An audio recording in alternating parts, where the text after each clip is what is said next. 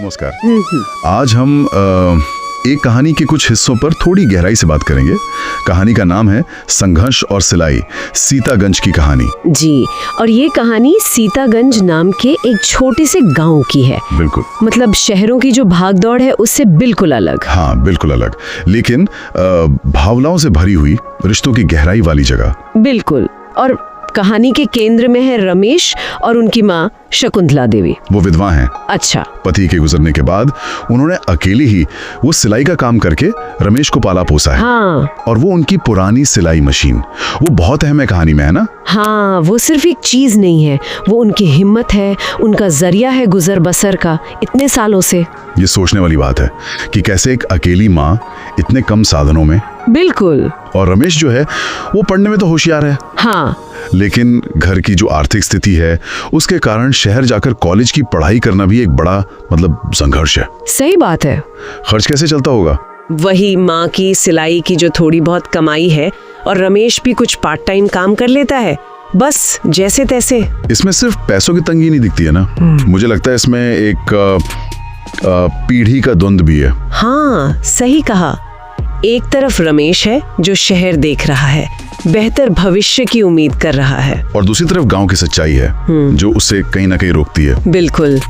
और शकुंतला देवी का जो त्याग है वो तो साफ झलकता है इसमें। और फिर कहानी में एक बड़ा मोड़ आता है। जी। रमेश की पढ़ाई लगभग पूरी होने को है जी। और उससे एक अच्छी जानी मानी कंपनी से इंटरव्यू के लिए कॉल आता है। अच्छा, ये तो बहुत बड़ी बात हुई उनके लिए। हाँ, शायद वही मौका जिसका वो बरसों से इंतजार कर रहे थे, जिससे उनकी जिंदगी बदल सकती है। एक ऐसा पल जो शायद उनके सारे पिछले संघर्षों को सही ठहरा दे। पर अक्सर ऐसे मौकों के साथ चुनौतियां भी आती हैं। हाँ, वही हुआ यहाँ भी।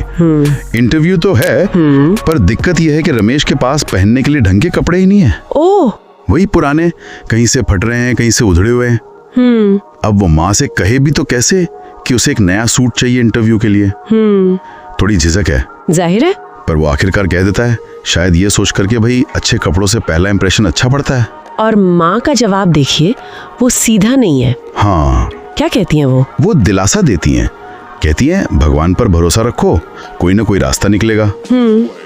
लेकिन साथ ही वो ये सच्चाई भी सामने रख देती हैं कि देखो, पैसे तो ज्यादा हैं नहीं अपने पास। तो मतलब एक माँ की ममता भी है और थोड़ी लाचारी भी। बिल्कुल, एक तरह की बेबसी भी झलकती है, कोई साफ हाँ या ना नहीं है। और उस रात का जो सीन है वो बड़ा मार्मिक है। कौन सा? एक तरफ रमेश है, उसे नींद नहीं आ रही, शायद भविष्य की उम्मीद है, और कपड़ों की चिंता भी। हाँ, दोनों बातें होंगी।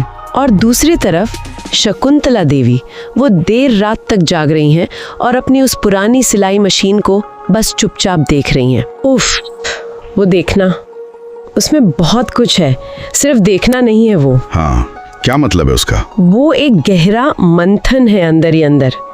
वो मशीन सिर्फ रोजगार का साधन थोड़ी है, वो तो उनके स्वाभिमान का प्रतीक है। सही कहा, अकेले लड़ने की उनकी हिम्मत का प्रतीक, उनकी पहचान का प्रतीक।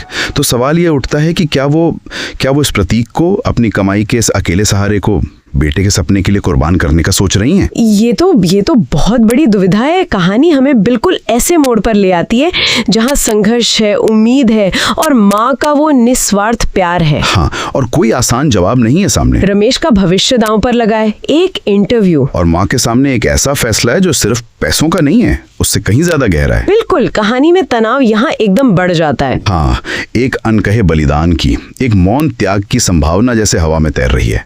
माँ का उस मशीन को देखना, उसमें एक पूरी जिंदगी का वजन महसूस होता है। तो पढ़ने वाला या सुनने वाला यही अटक जाता है कि शकुंतला देवी के मन में आखिर चल क्या रहा होगा। क्या वो सच में अपनी पहचान के इस हिस्से को, अपनी सुरक्षा को बेटे के लिए छोड़ देंगी? और अगर वो ऐसा करती हैं, तो ये त्याग किस रूप में सामने आएगा? जी, यही सवाल कहानी को और गहरा बनाते हैं, हमें सोचने पर मजबूर करते हैं कि त्याग की असल कीमत क्या होती।